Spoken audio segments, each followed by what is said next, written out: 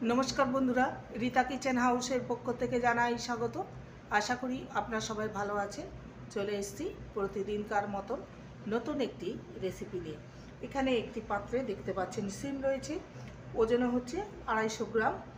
আর শিমটাকে ভালো করে জল দিয়ে ধুয়ে নিয়েছি। আজকে শিম দিয়ে একটি রেসিপি আপনাদের কাছে শেয়ার করব। প্রথম থেকে শেষ পর্যন্ত দেখতে থাকুন, আশা করি আপনাদের ভালো লাগবে। প্রথমে শিমের দুটো প্রান্তটাকে কেটে নেব, আর যে সরু সুতোর মতো অংশটা আছে ওটাকে বাদ দিয়ে দেবো।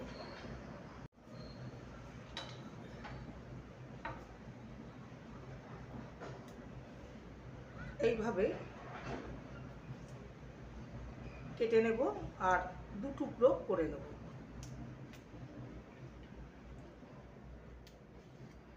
প্রত্যেকটা শিমকে এইভাবে কেটে নেব।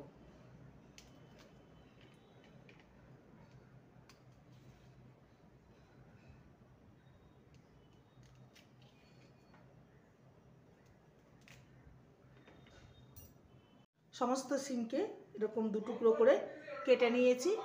এবারে এটাকে সামান্য ভাপিয়ে নেব। কড়াইতে সামান্য জল দিয়ে দিয়েছি, এবার দিয়ে দেবো সামান্য লবণ। এবার শিমগুলোকে ছেড়ে দেবো।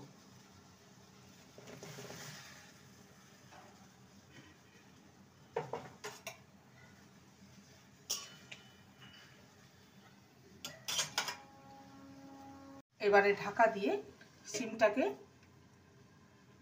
ভাপিয়ে নেব 3 থেকে 4 মিনিট। এখানে কতগুলো রসুন নিয়েছি, রসুনটাকে থেতো করে নেব।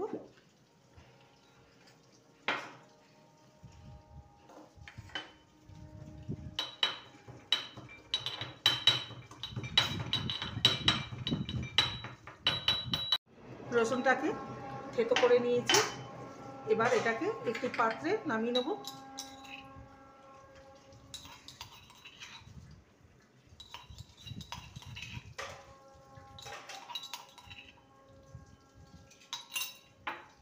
এবার ঢাকনাটা খুলে দেখে নেব।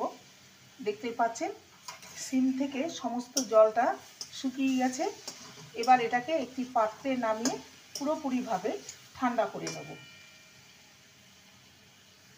শিমটা পুরোপুরি ঠান্ডা হয়ে গেছে। এবার একটা মিক্সির জার নিয়েছি, মিক্সির জারে শিমটাকে পেস্ট করে নেব।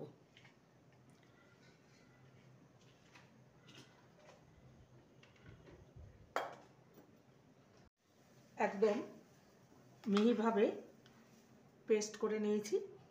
এবার চলে যাব মূল রান্নায়। কড়াইতে দিয়ে দেবো সরষের তেল।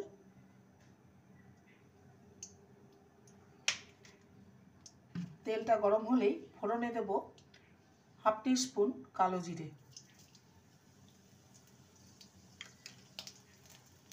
আর একটা শুকনো লঙ্কাকে 2 টুকরো করে দেব। ফোড়নটাকে কয়েক সেকেন্ড ভেজে নেব। ফোড়নটা ভাজা হয়ে গেছে, ফোড়নটা থেকে খুব সুন্দর একটা গন্ধ বেরিয়েছে। এবার থেতো করা রসুনটা দিয়ে দেব।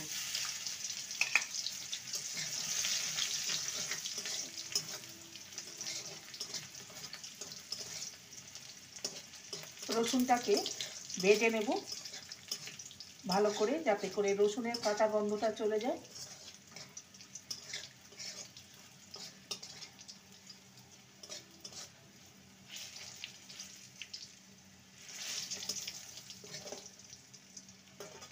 এবারে দিয়ে দেবো একটা মিডিয়াম সাইজের পেঁয়াজ কুচি। পেঁয়াজটাকে হালকা লাল করে ভেজে নেব।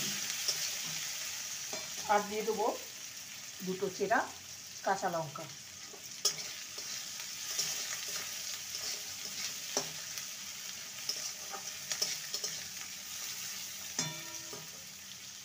পেঁয়াজটাকে হালকা লাল করে ভেজে নিয়েছি। এবার দিয়ে দেবো শিম বাটা।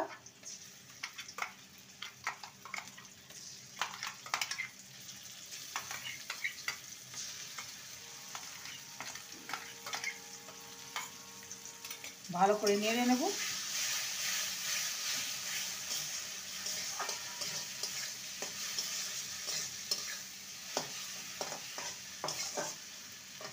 এবারে দিয়ে দেবো সামান্য লবণ, যেহেতু লবণ দিয়ে ভাপাতে দিয়েছিলাম, লবণটা সেই বুঝে দিতে হবে। আর সামান্য হলুদ গুঁড়ো, আর দিয়ে দেবো স্বাদের ব্যালেন্সের জন্য চিনি। এখানে চিনি অবশ্যই দেবেন, খেতে ভালো লাগবে। হাফ টিস্পুনের মতো চিনি দিলাম। এবার এটাকে ভালো মতন কষিয়ে নেব, একদম শুকনোভাবে কষিয়ে নিতে হবে। 4 থেকে 5 মিনিট ভালো মতন শিম বাটাটাকে ভালো মতন কষিয়ে নিয়েছি। এবারে দিয়ে দেবো বেশ খানিকটা ধনেপাতা কুচি। ধনেপাতা কুচি দিয়ে ভালো করে নেড়ে নেব। ধনেপাতা অবশ্যই দেবেন, খেতে কিন্তু খুবই ভালো লাগবে।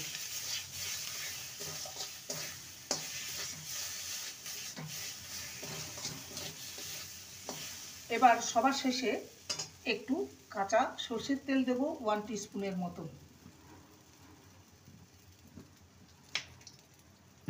কাঁচা সরষের তেল দিলে এর ফ্লেভারটা খুব সুন্দর আসে আর খেতেও খুব ভালো লাগে।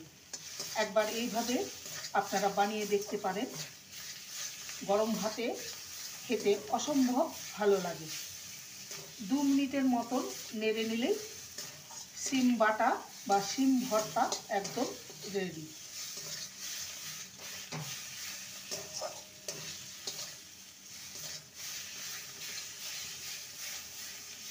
এটা রেডি হয়ে গেছে। এবার একটু পাত্রে নামিয়ে আপনাদের সামনে পরিবেশন করব। তৈরি হয়ে গেল অপূর্ব স্বাদের শিম ভর্তা বা শিম বাটা রেসিপি। দুপুরবেলায় গরম ভাতে এই ধরনের ভর্তা খেতে খুবই ভালো লাগে। একবার এইভাবে বানিয়ে দেখতে পারেন। রেসিপিটি ভালো লাগলে প্লিজ লাইক করবেন, কমেন্ট করবেন, শেয়ার করবেন। চ্যানেলটিকে সাবস্ক্রাইব করার অনুরোধ রইল। যারা নতুন বন্ধু রয়েছেন চ্যানেলটিকে সাবস্ক্রাইব করে পাশে থাকবেন, বেলটি অন করে দেবেন, নোটিফিকেশন চলে যাবে আপনাদের কাছে। দেখা হচ্ছে নেক্সট ভিডিওতে। নমস্কার।